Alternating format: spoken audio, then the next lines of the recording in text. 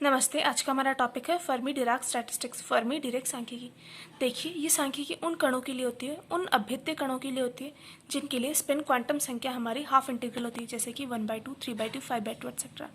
तो देखिए, ऐसे निकायों के लिए अवस्था फलन हमारा हमेशा एंटीसिमेट्रिक होता है, दैट मीन्स प्रतिसम्मित होता है, और ये पाउली का अपवर्जन नियम, पाउली का एक्सक्लूजन प्रिंसिपल फॉलो करते हैं। देखिए, पाउली का एक्सक्लूजन प्रिंसिपल अपवर्जन नियम यह कहता है कि दो से ज़्यादा कला बिंदु हमारे प्रावस्था समष्टि में आवर्तन h³ के अंदर नहीं हो सकते। दैट मीन्स प्रावस्था समष्टि में दो से ज़्यादा फेज पॉइंट्स हमारे वॉल्यूम h³ के अंदर नहीं हो सकते हैं। एक एटम होता है हमारा, उसके अंदर जो इलेक्ट्रॉन्स होते हैं, जैसे कि आप लोग जानते हैं कि इलेक्ट्रॉन्स जो होते हैं उनका पूरा जो क्वांटम संख्याओं का सेट होता है वो सेम नहीं हो सकता किसी भी दो इलेक्ट्रॉन्स के लिए। दैट मीन्स कि n, l, ml and ms हमारा है वो सेम नहीं हो सकता चारों चीज़ें एक ही इलेक्ट्रॉन के लिए। और हर एक सबसेल के अंदर जब हमारे दो इलेक्ट्रॉन्स होते हैं वो दोनों के दोनों अपोजिट स्पिन में होते हैं, राइट। तो देखिए, इससे हम लोग बोल सकते हैं कि एनर्जी EI वाली जो कोष्टिका होगी हमारी आयत, उसके अंदर उपकक्षों की संख्या हमारी कितनी होगी, GI 2 × h/h³ के equal. That means maximum number of quantum states जो हमारी होती है एक सेल के अंदर वो GI के इक्वल होती है। अब देखिए, हम लोग यही एक एग्जाम्पल के थ्रू देख सकते हैं फर्मी डिराक स्टैटिस्टिक्स। उसमें हम लोगों ने माना कि दो सेल्स हमारी I and J, उनके लिए नंबर ऑफ पार्टिकल्स में Ni में है 3 और Nj है 1, और हर एक कोष्टिका में हम लोगों ने 4 कक्ष विभाजित किया हुआ है। हर एक कोष्टिका को हम लोगों ने 4 कक्षों में विभाजित किया हुआ है। जैसे कि हम लोग यहाँ पे देख सकते हैं, देखिए ये एक कोष्टिका थी, उसको हम लोगों ने 4 में विभाजित किया हुआ है। तो अब हम लोगों ने जैसे बोला, ये वाली ith कोष्टिका के लिए, ये jth कोष्टिका के लिए कॉम्बिनेशंस है। जैसे कि देखिए यहाँ पर 3 पार्टिकल्स है, तीनों में से एक भी कोई भी 2 पार्टिकल्स हमारे एक उसमें नहीं हो सकते।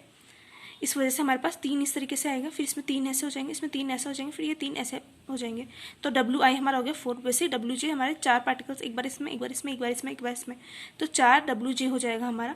दैट मीन्स एक स्थूल अवस्था में एक मैक्रोस्टेट के अंदर उष्मागतिक प्रायिकता जो हमारी होगी W, that means thermodynamic probability हमारी एक मैक्रोस्टेट में जो होगी वो होगी WI WJ, जो होगा 4 × 4 16 के इक्वल। लेकिन जब हम लोग बोस-आइंस्टाइन स्टैटिस्टिक्स की बात करते थे तो उसमें W की वैल्यू होती थी हमारे 80 के इक्वल। तो देखिए यहाँ पर भी W हमारा क्या होगा, पाई WI के equal, that means product of WIs। अब हम लोगों को क्या चाहिए फर्मी डिराक स्टैटिस्टिक्स के लिए, WI की वैल्यू निकालेंगे हम लोग, फिर WI के बाद में हम लोग इससे Ni/GI की वैल्यू निकालेंगे, जैसे कि हम लोगों ने बोस-आइंस्टाइन स्टैटिस्टिक्स में निकाला था। देखिए, इसके अंदर WI की वैल्यू निकालना बहुत ईजी होता है बोस-आइंस्टाइन स्टैटिस्टिक्स के कंपैरिजन में। हम लोग अपवर्जन के नियम से देख सकते हैं कि एक सेक्शन के अंदर एक से ज़्यादा कण नहीं रख सकते। जैसे हम लोगों ने देखा था वो 3 पार्टिकल्स थे, तीनों अलग अलग के अंदर थे। इसलिए यदि हम लोगों के पास GI कक्ष है और उसके अंदर Ni हम लोगों के पास पार्टिकल है, तो हमारे कितने भरे हुए होंगे, Ni कक्ष तो हमारे भर जाएंगे और GI - Ni कक्ष हमारे रिक्त रह जाएंगे।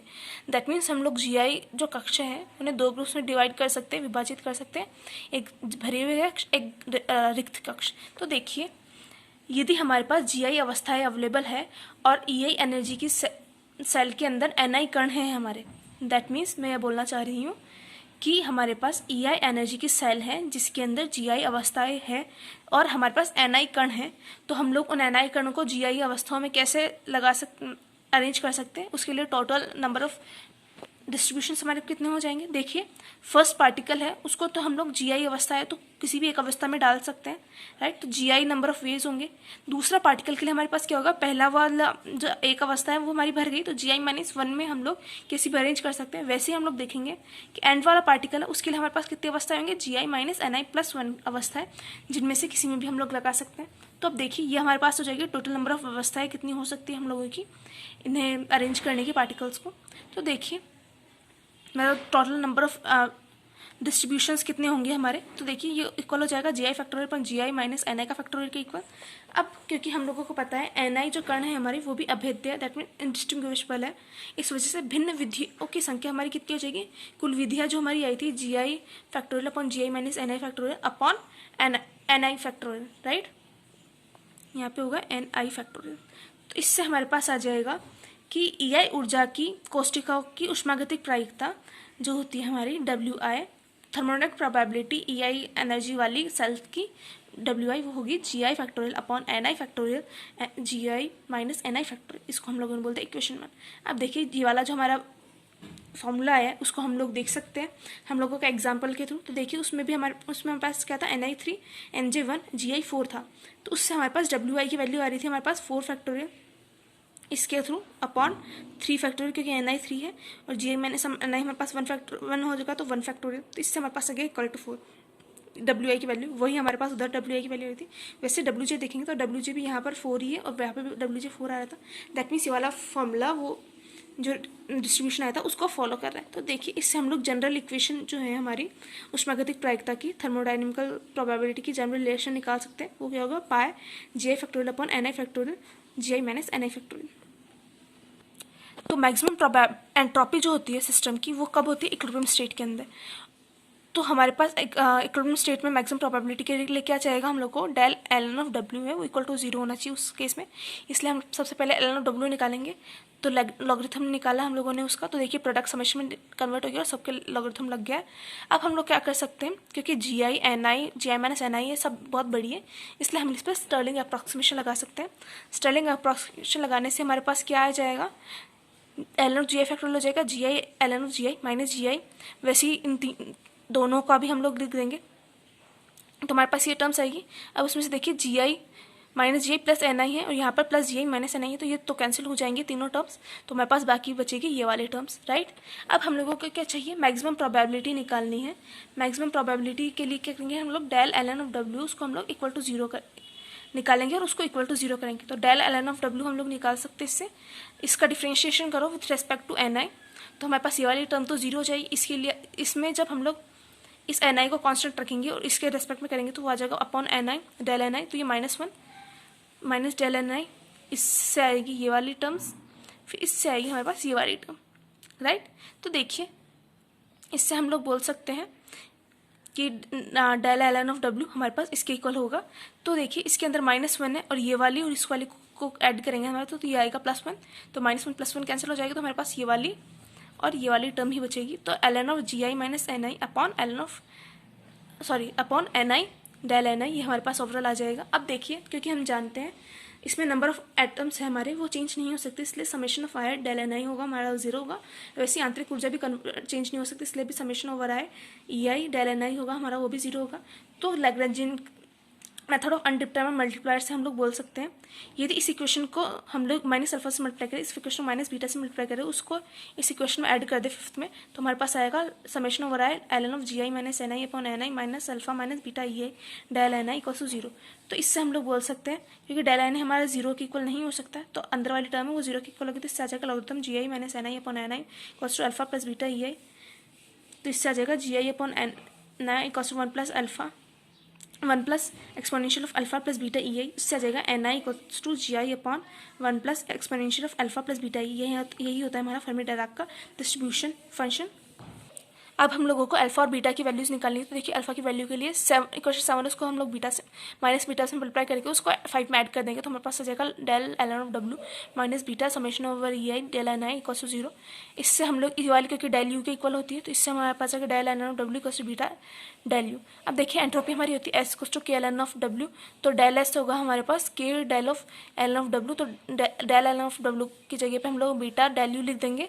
अब देखिए नियत आयतन के ऊपर आंतरिक ऊर्जा जो होती है हमारी डेल U वो होती है डेल Q के इक्वल, वो होता है T डेल S के इक्वल। तो यहाँ पर डेल S की वैल्यू रख देंगे हमारे पास K बीटा डेल U, तो यहाँ पे आ जाएगा KT बीटा डेल U। देखिए यहाँ पे भी डेल U इधर भी डेल U है, तो मतलब KT बीटा जो होगा हमारा वो इक्वल टू 1 आएगा। इससे आ जाएगा beta equal to 1 upon KT। अब देखिए इक्वेशन 9 से हम लोग बोल सकते हैं कि अल्फा की वैल्यू है वो भी हमारी डायमेंशनलेस होगी, दैट मीन्स EF जो होगा हमारा वो माइनस अल्फा KT के इक्वल होगा। इससे अल्फा हमारे पास आ जाएगा माइनस EF अपॉन KT के इक्वल। तो NI होगा हमारे पास GI upon EI minus EF upon KT plus 1 के इक्वल। अब हम लोग देख सकते हैं EF की कुछ विशेषताएं। देखिए EF वैल्यू निकालनी है हम लोगों को, जब टेम्परेचर जो होता है हमारा वो परम शून्य ताप के इक्वल होता है, उस टाइम पे हम लोग ऊर्जा स्तर देखते हैं। तो EI less than equal to EF के लिए हम लोग इसमें देखेंगे तो exponential of EI minus EF upon KT जो होगा हमारा वो इक्वल टू 0 होगा। इससे देख सकते हैं हम लोग, दैट मीन्स GI जो होगा हमारा वो NI के इक्वल होगा। दैट मीन्स कि EI तक के जो जितने भी ऊर्जा स्तर है हमारे ऊर्जा अवस्था है वो सारे के सारों के लिए ऑक्यूपेशन प्रोबेबिलिटी जो होगी हमारी अधिष्ठान की प्रायिकता वो इक्वल टू 1 होगी। और जब ई की value greater than E F होगी उस टाइम पे एन आई अपॉन जी आई हमारा होगा वो इक्वल टू 0 होगा। दैट मीन्स ई एफ से अधिक ऊर्जा की सारी अवस्थाएं जो होगी हमारी वो रिक्त होगी। लेकिन जब टी ग्रेटर देन 0 करते हैं तो ई I equal to E F के लिए हमारे पास ये वाली जो वैल्यू वो इक्वल टू 1 आती है। That means N I upon G I होगा हमारा वो हाफ के इक्वल होगा। दैट मीन्स कि हमारा at T greater than 0 E F की जो इससे तुल्य जो ऊर्जा स्तर होते हैं हमारे उसके लिए ऑक्यूपेशन प्रोबेबिलिटी जो होती है हमारी हाफ की इक्वल होती है।